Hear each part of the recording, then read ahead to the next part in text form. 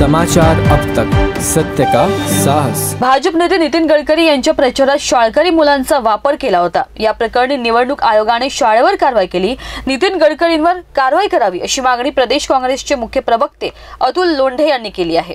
निवडणूक आयोगाने कुठेतरी आचारसंहिता भंगासाठी कारवाई केली याचं आम्ही स्वागत करतो, पण ही कारवाई म्हणजे आग रामेश्वरी आणि बंब सोमेश्वरी अशा पद्धतीची आहे। शाळेतली मुलं भर उन्हामध्ये रॅलीसाठी उभे ठेवणं हे उमेदवाराच्या दबावाशिवाय होऊ शकत नाही किंवा त्यांच्या टीमच्या दबावाशिवाय होऊ शकत नाही, आणि त्यामुळे शोभेची वस्तू बनवणं त्या मुलांना जर काही झालं असतं तर। शिवाय निवडणूक आयोगाने पहिल्याच पत्रपरिषदेमध्ये ह्या गोष्टी सगळ्या स्पष्ट सांगितल्या होत्या की मुलांचा वापर निवडणुकीत करता येणार नाही, तरी हा केला गेला। कारवाई कोणावर झाली? कारवाई संचालकांवर आणि मुख्याध्यापकांवर होणार।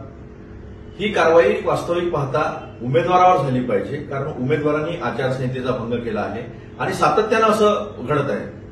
मग ते बावनकुळे असो, देवेंद्र फडणवीस असो, मग या देशामध्ये कायदा आहे की नाही आहे? या देशामध्ये संविधान आहे की नाही आहे? त्याचं पालन होणार आहे की नाही होणार आहे? की निवडणूक आयोग काहीतरी वेगळंच करणार आहे?